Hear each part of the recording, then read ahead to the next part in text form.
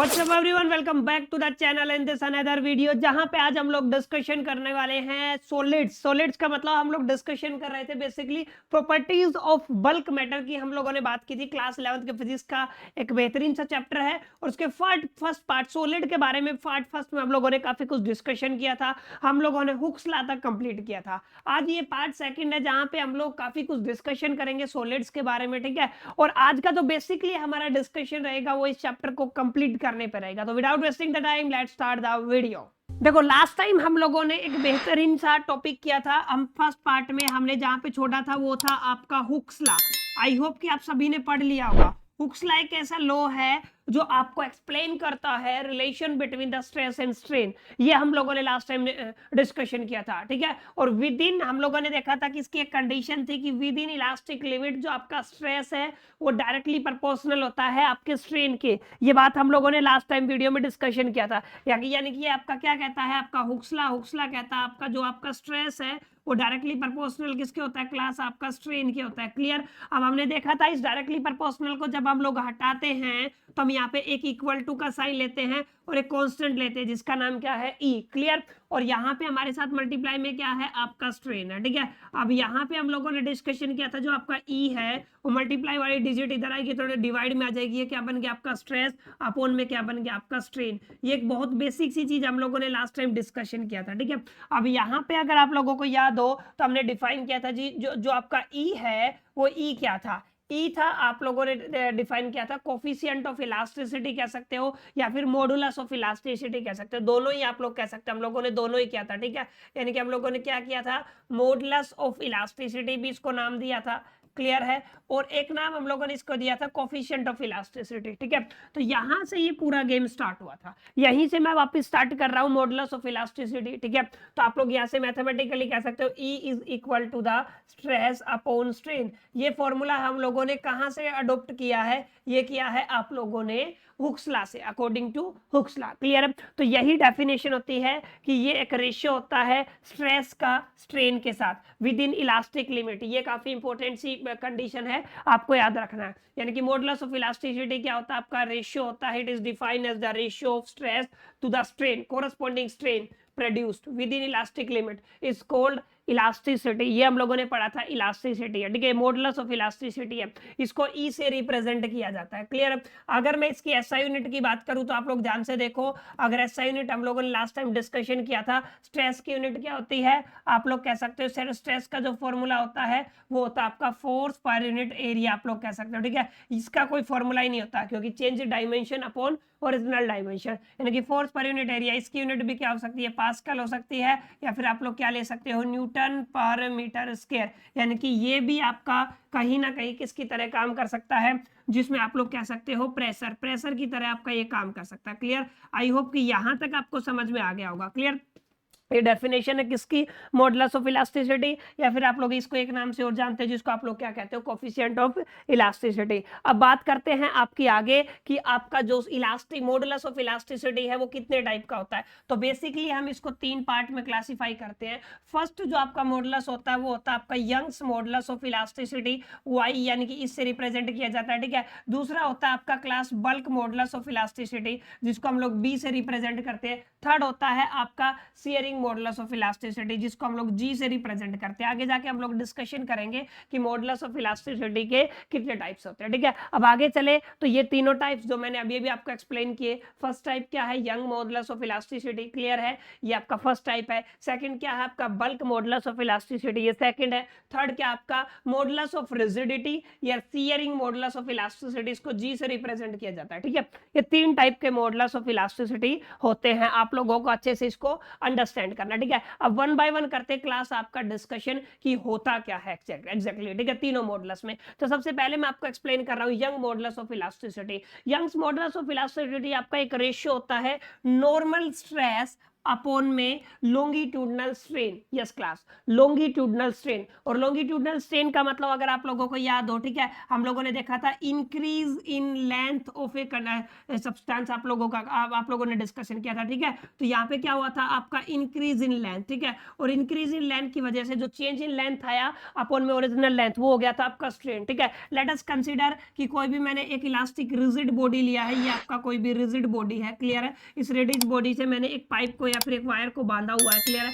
अगर मैं इस पे फोर्स लगाऊंगा और इसकी टोटल लेंथ अगर मैं एल कंसीडर करता हूं, तो इसकी लेंथ में इंक्रीमेंट है वो कितना हो गया, डेल्टा एल हो गया, ठीक है। तो यहाँ पे सिर्फ मैं आपका लॉन्गिट्यूडनल स्ट्रेन की बात करूं, यस क्लास, किसकी बात कर रहा हूं मैं, लॉन्गिट्यूडनल स्ट्रेन की। तो क्या बन जाएगा बच्चों, वो बन जाएगा आपका चेंज इन लेंथ अपॉन में ओरिजिनल लेंथ, यानी कि नीचे वाली कंडीशन आप लोगों ने निकाल ली। अगर मैं नॉर्मल स्ट्रेस की बात करूं तो ये क्या होता है, आप सभी ने पढ़ा हुआ है, ये क्या होता है आपका फोर्स पर यूनिट एरिया, यानी कि आप लोग यहाँ पे निकाल सकते हो, ठीक है। तो यहाँ पे अगर मैं यहाँ पे निकालना चाहूँ तो y is equal to the, आप क्या कह सकते हो, फोर्स पर यूनिट एरिया, ठीक है। नीचे क्या आएगा आपका डेल्टा एल, और इस एल को मैं ऊपर ले जाता हूँ, कितना हो गया आपका एल, क्लियर है।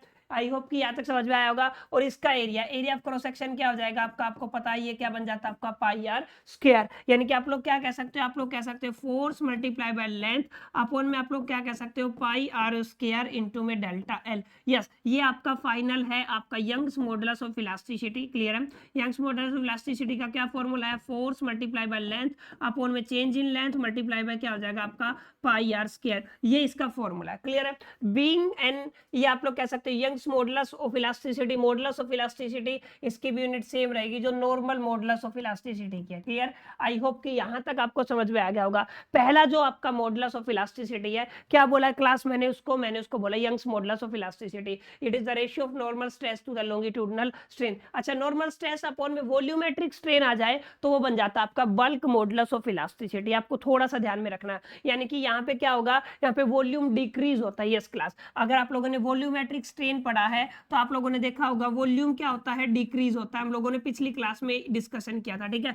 वॉल्यूम क्या होता है आपका, डिक्रीज होता है। जैसे मैंने कोई भी एक सर पर्टिकुलर इसका वॉल्यूम मान लो V लगा लिया, इसके ऊपर मैंने फोर्स लगा दिया तो ऑटोमेटिकली इसका वॉल्यूम डिक्रीज हो जाएगा ना। कितने से हुआ, मान लो ये आपका डिक्रीज हुआ डेल्टा V से, क्लियर है। तो इसका जो नीचे वाला जो है आपका वॉल्यूमेट्रिक स्ट्रेन वो क्या बन जाएगा, डेल्टा V अपॉन में क्या बन जाएगा क्लास आपका V। वैसे आप लोग नेगेटिव साइन भी लगा सकते हो क्योंकि वॉल्यूम हुआ है डिक्रीज, और डिक्रीज किस चीज को रिप्रेजेंट करता है, इसकी वॉल्यूम को, ठीक है। नॉर्मल स्ट्रेस का वही फॉर्मूला आपका क्या होता है, फोर्स पर यूनिट एरिया। तो आपका क्या फॉर्मूला बन जाएगा, ये बन जाएगा आपका डेल्टा V और ऊपर क्या आ जाएगा आपका V, क्लियर है। ये आपका बेसिक फॉर्मूला है किसका, बल्क मॉडुलस ऑफ इलास्टिसिटी का। उम्मीद करता हूं आपको यहां तक समझ में आ गया होगा, ठीक है। बल्क मॉडुलस ऑफ इलास्टिसिटी क्या होता है, ratio of normal stress to the volumetric strain within the elastic limit is called, आप लोग क्या कहते हैं इसको, बल्क मॉडुलस ऑफ इलास्टिसिटी। इसको किससे रिप्रेजेंट किया जाता है, B से। अच्छा, इसका रेसिप्रोकल, इसका उल्टा जो होता है उसको बोलते हो आप लोग कंप्रेसिबिलिटी। यस क्लास, क्या बोलते हो, कंप्रेसिबिलिटी, क्योंकि ये उल्टा होता है, इसको K से रिप्रेजेंट करते हैं तो ये क्या हो जाएगा 1/B।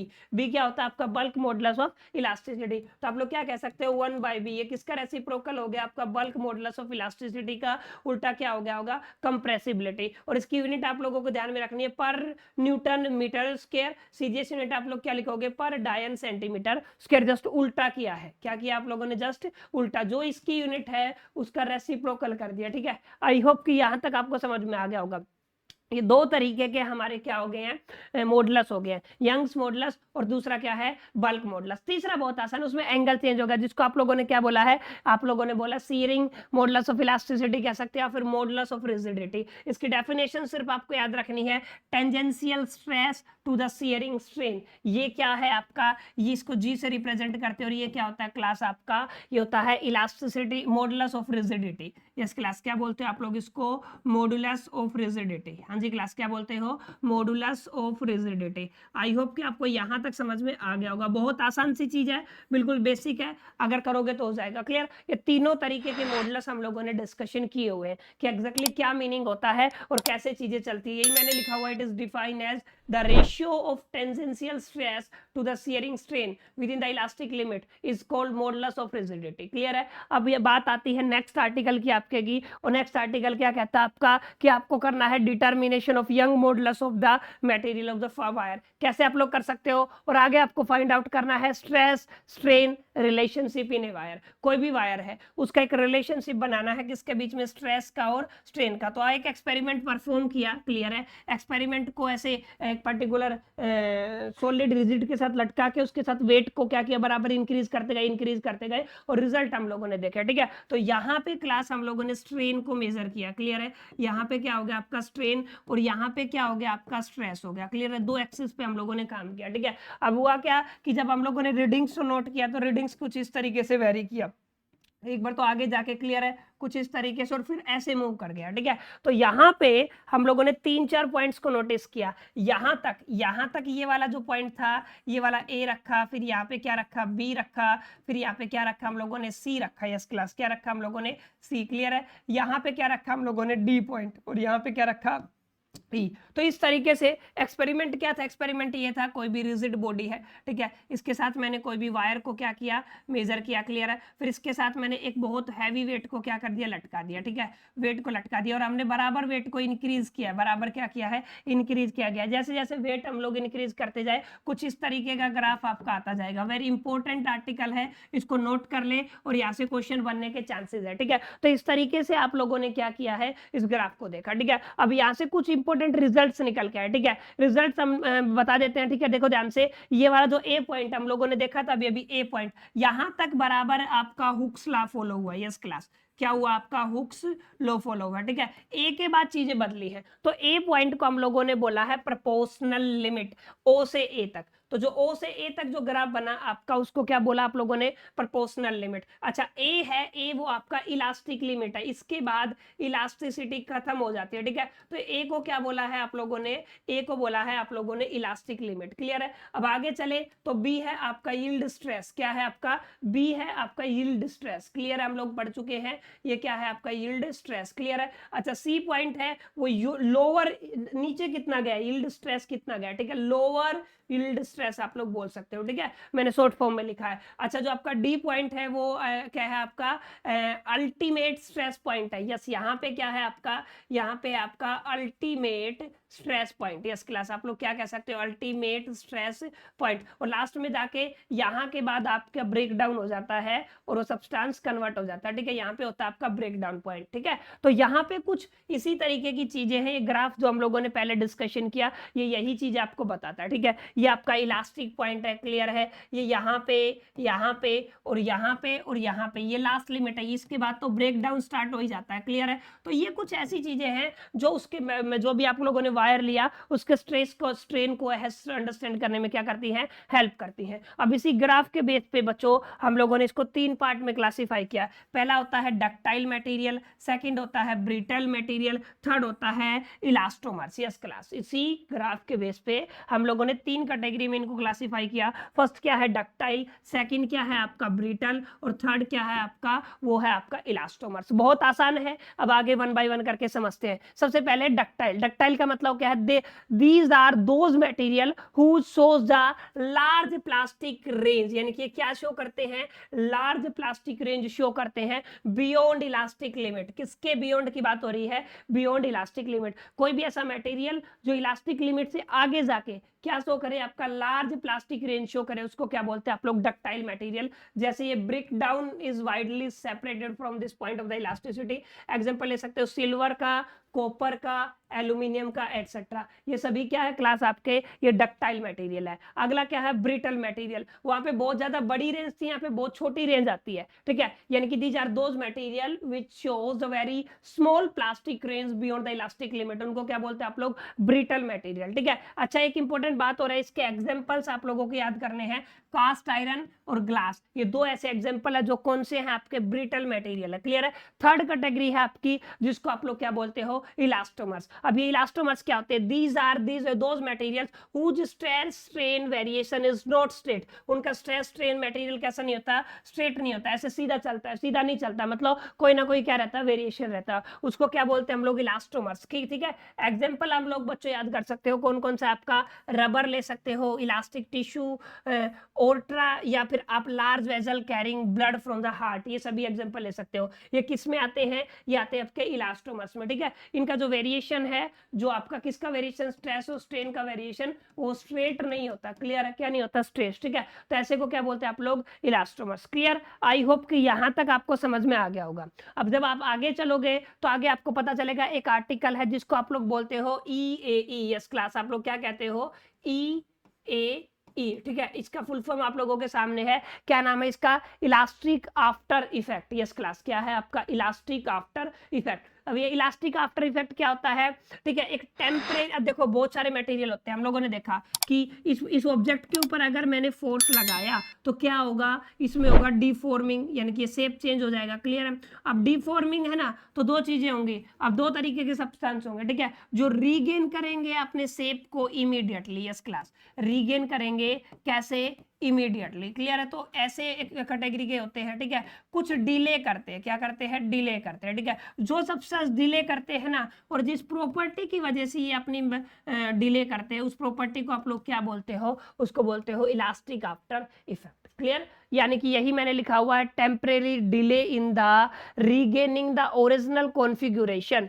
यस, और regaining the original configuration, clear है, by an elastic body after the removing of deforming force is called elastic after effect, ठीक है। फोर्स रिमूव करने के बाद बहुत सारे सब्सटेंस ऐसे जो बहुत डिले करते हैं, शेप तो रीगेन करते हैं लेकिन उनको टाइम लगता है, ठीक है, उनको क्या बोलते हैं आप लोग? इलास्टिक आफ्टर इफेक्ट, ठीक है। तो ये वो प्रॉपर्टी है, क्लियर। आई होप कि यहाँ तक, आई होप कि आपको समझ में आ गया होगा, ठीक है। अब बढ़ते हैं इस चैप्टर में और आगे समझते हैं लास्ट, ऑलमोस्ट लास्ट की तरफ है हम, कि यहाँ पे आपका एक अगला आर्टिकल है जिसको बोलते हैं आप लोग इलास्टिक फेटिग्यू। यस, आप लोग क्या बोलते हैं इसको? Elastic fatigue. ध्यान से समझे इसकी definition. Elastic fatigue is a property of an elastic body by virtue of its behaviour become less elastic. ये पॉइंट नोट करने वाला है, कैसा हो रहा है उसका बिहेवियर? वो है आपका less elastic under the action of prepared alternating deforming force. यानी कि किसके एक्शन की बात कर रहा है? Prepared, sorry, repeated alternating deforming force. जैसे जैसे आप लोग रिपीटेड अल्टरनेटिंग डिफॉर्मिंग फोर्स लगाते हो तो उसका बिहेवियर है वो कैसा हो जाता है? Less elastic. उसको क्या बोलते हैं आप लोग? उसको बोलते हो elastic fatigue. On stretching and releasing the rubber band again and again elasticity is lost due to the elastic fatigue. Yes class, जब आप लोग रबर को बार बार क्या करते हो? स्ट्रेच करते हो ना, तो वो सेम चीज होता है, क्या होता है? वो अपनी इलास्टिसिटी कम कर देता है, ठीक है। वो क्या होता है? वो किसकी वजह से होता है? उसको बोलते हैं आप लोग इलास्टिक फेटिग्यू, क्लियर है। एप्लीकेशंस काफी है, आप लोग प्रैक्टिकल लाइफ में पढ़ सकते हो, ठीक है, मेरे को इस पे बात करने की जरूरत नहीं है,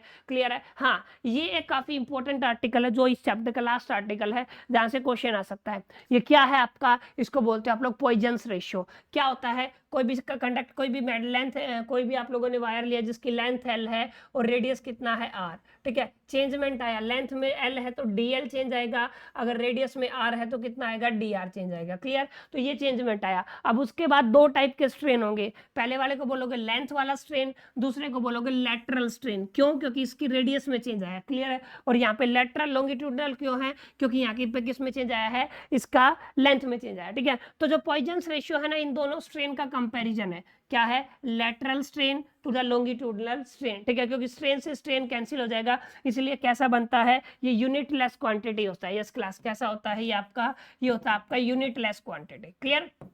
आई होप कि यहाँ तक समझ में आ गया होगा। इसकी वैल्यूज पुट की हैं और ये एक फाइनल रिजल्ट आ गया है। किसके केस में आया क्लास? ये आया है आपका पॉइजन्स रेशियो में, ठीक है। तो Poisson's ratio, it is the ratio of the lateral strain to the longitudinal strain is called Poisson's ratio. It is the unit less and dimension less quantity, ठीक है। इसका फॉर्मूला क्या होता है? Minus delta R upon R into L upon delta L। आप लोग simple तरीके से कह सकते हो, क्लियर। तो बहुत बेसिक चीजें हैं, आई होप कि यहाँ तक समझ में आया होगा। ये कुछ रिलेशन है जो ऑलरेडी ड्राइव्ड है, आपको इनको स्क्रीनशॉट ले लेना है और इनको लर्न कर लेना, क्योंकि इन पे बेस्ड हम लोग न्यूमेरिकल्स को प्रैक्टिस करते हैं क्लास। यस क्लास, क्या करते हैं हम लोग? इन पे बेस्ड न्यूमेरिकल्स को प्रैक्टिस, ठीक है। तो इसका स्क्रीनशॉट ले ले और अच्छे से इनको क्या कर ले? बना ले। बाकी उम्मीद करता हूं आप लोगों को ये वाला चैप्टर समझ में आ गया होगा। सॉलिड्स के केस में elasticity, plasticity, modulus of elasticity, ये सब क्या होता है। अगर आपको वीडियो अच्छा लगा तो लाइक कर सकते हो, अपने फ्रेंड के साथ शेयर कर सकते हो, और अगर चैनल पर नए तो सब्सक्राइब कर सकते हो। बाकी मिलते हैं नेक्स्ट वीडियो में, तब तक के लिए मेरी तरफ से ऑल द बेस्ट।